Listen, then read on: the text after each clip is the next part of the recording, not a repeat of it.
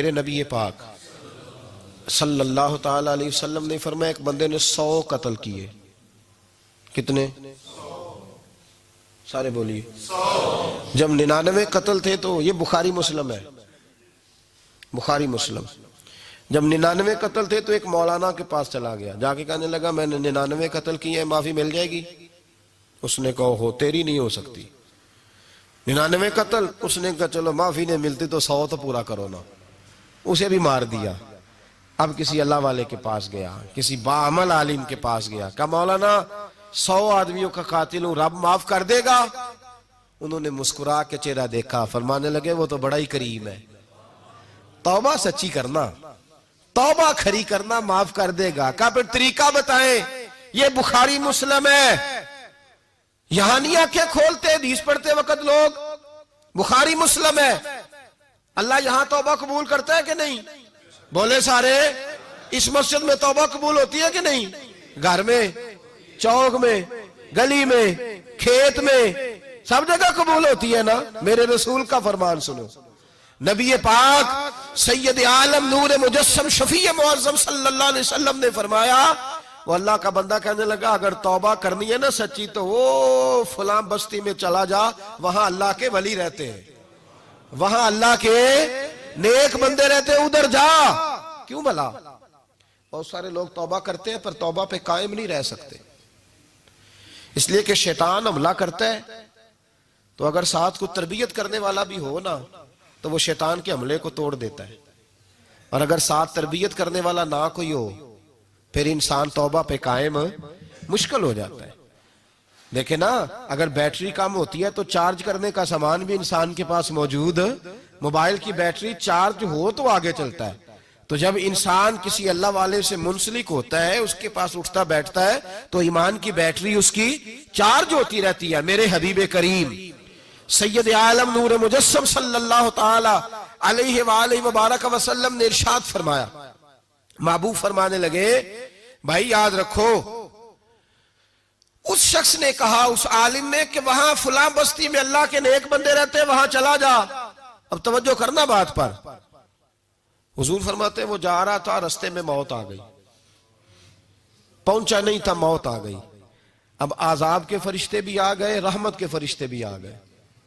وہ عذاب کے فرشتے کہنے لگے، عذاب کے فرشتے ہم لے کے جائیں گے، ابھی توبہ کی تو نہیں تھی نا، کرنے جا رہا تھا. تو رحمت کے فرشتے کہنے لگے جو چل پڑا اس کی ہو گئی، جو نکل پڑا اس کی ہو گئی. میری طلب بھی تو تیرے کرم کا صدقہ ہے. یہ پاؤں اٹھتے نہیں بلکہ یہ اٹھائے جاتے. چل جو پڑا تو بس ٹھیک ہے، ہو گئی. بحث ہونے لگی تو میرے مصطفیٰ کریم علیہ السلام فرماتے رب کریم نے ایک فرشتہ انسانی شکل میں بھیجا. وہ آیا اور اس نے آ کر کے کہا کیا بحث کر رہے ہو؟ کہا یہ مسئلہ ہے. تو اس فرشتے نے فیصلہ کیا خدا کے حکم سے. اس نے کہا اس طرح کرو، زمین ناپو. یہ حدیث ہے، میں آپ کو کسی بزرگ کی بات نہیں سنا رہا، بخاری مسلم پڑھ رہا ہوں. اللہ کرے آپ بھی کسی کو سنائیں یہ حدیث. آمین تو کہہ دے. اللہ کرے تو انو جدوں کو پوچھے ہوتے کی لین جان دے ہوتے تسی کو گل دسن والے بن جو. آمین تو کہہ دے. تسی کوئی رٹا لایا ہے، میں تے ایڈا پڑھیا ہی نہیں.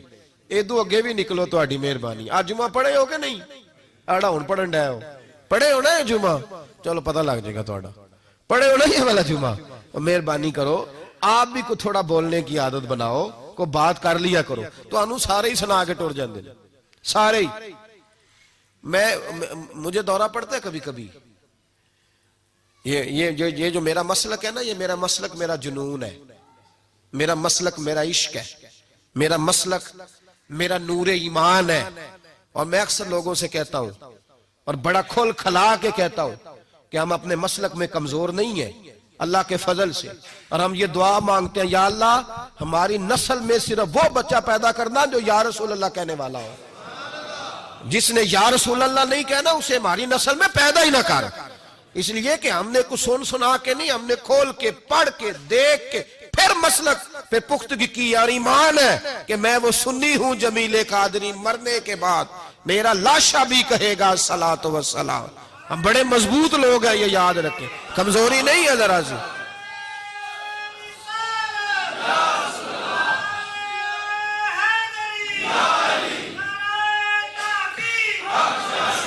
تو میں نا میرے گاؤں کا ایک کام، میں نے کہا کبھی کبھی مجھے دورہ پڑتا ہے، کبھی کبھی گاؤں کا ایک بندے تھے، وہ نا ابا جی کا دوست ہے، وہ ہم چاچا جی کہتے تھے، وہ اکثر میں کہنا محفل میلاد کوئی ایسا مسئلہ اے ماڑیاں نو دینا چاہیے جی، ماڑیاں نو۔ اس کے بچے کا ولیمہ تھا، مجھے بھی دعوت نامہ آیا، میں چلا گیا تو 400-500 بندے کی روٹی، میں کہا چاچا ہن نہیں ہو ماڑیاں نو دیتا، تینوں میلاد دی واری ماڑے یاد آ جاندے نے، آتے ہیں کہ نہیں؟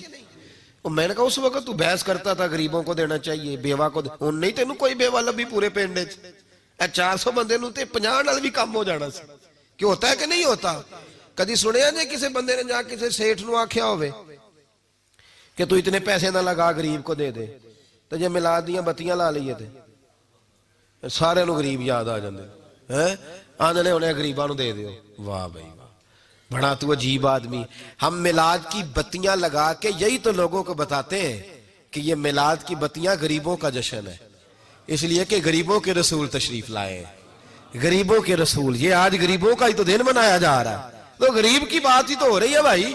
بہرحال یہ عنوان نہیں، اس پر میں کوئی بات کرتا، جو سمجھا رہا ہوں فی الحال اس کو سمجھے۔ میرے نبی پاک سید عالم صلی اللہ، میں انہوں کیا نا، میں کہا چاچا تینوں ہن ماڑے نہیں یاد آئے، کہندے تینوں بھی گل نہیں بھولدی پتر، میں کہا اسی بڑے پکے ہوں، سانوں مرن تک نہیں بھولنی، یہ یاد رہتی ہے ہمیں۔ اب تیرے پاس کوئی جواب بھی نہیں، اب کرنا جو تسی دسو مینوں دیانتداری نال، کدی ویکھیا جے اے اوتھے بھی تبلیغ کرن گئے ہن جا کے انہاں نوں آکھیا ہویا ماڑیاں نوں دیو جی، تے جے کدھر لنگر پک جے 11ویں دا کہندے ماڑے نوں دینا چاہیے، تے ماڑے نوں دین ڈایا، تینوں کدوں دین ڈایا بھائی، تینوں نیڑے بھی نہیں لگن دیندے، تیرے جیسے آدمی کو دیتے ہی نہیں، تینوں اونجی بھی نہیں لگنا، اللہ خیر فرمائے۔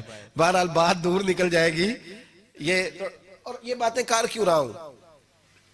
تکلیف بڑی ہے، درد بڑا ہے، اندر درد بڑا ہے یار۔ دیکھو نا داتا علی اجویری شہزادے تھے، کہاں سے چلے غزنی سے، داتا صاحب کہتے ہیں 21 دن میں پتے کھا کے گزارا کرتا تھا، سید زادہ شہزادہ تیری نسل پاک میں ہے بچہ بچہ نور کا، 21 دن روٹی نہیں کھائی اور راوی کا پانی پی کے درخت کے نیچے سو کے بندے نے وقت گزارا اور لوگوں کو ایمان دیا۔ اتنی لمبی زبان نکال کے تو کہتا ہے داتا صاحب کے مزار پہ شرک ہوتا ہے، تجھے شرم نہیں آتی؟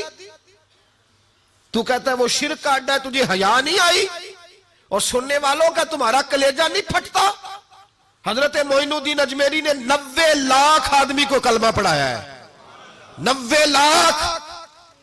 تو کہتا ہے ان کے مزار پہ شرک ہوتا ہے تو کلیجہ نہیں پھٹتا؟ یہ بات سن کے غصہ نہ ہے؟ چپ کر رہے ہم، ہمارے محسنوں کے خلاف تو بولے اور ہم چپ کر رہے ہیں؟ وہ لوگ جنہوں نے جوانیاں گزار دی، جن کے بڑھاپے ڈنڈے کھا کے گزرے رسول اللہ کے نام پر، دین پھیلایا، اور تو آج آیا 3 بندے تیرے سے مسلمان نہیں ہوئے آج تک، اور تو ممبروں پہ بیٹھ کے کہتا ہے کہ شرک کے اڈے، تجھے خیال ہی نہیں آیا؟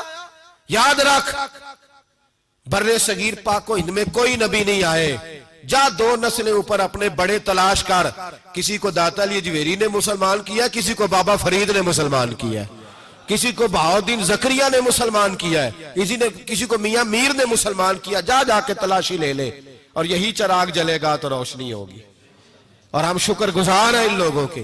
بہرحال بات سمیٹنے کی طرف جا رہا ہوں۔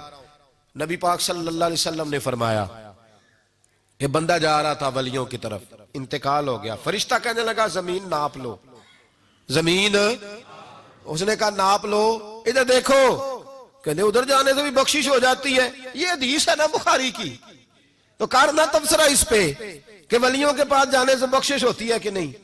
میں شرطیں بتا چکا، اہرے گہرے کو ہم ولی، وہ شرطیں میں بتا چکا۔ میرے رسول پاک سید عالم صلی اللہ علیہ وسلم نے فرمایا، فرشتہ کہنے لگا ناپ لو۔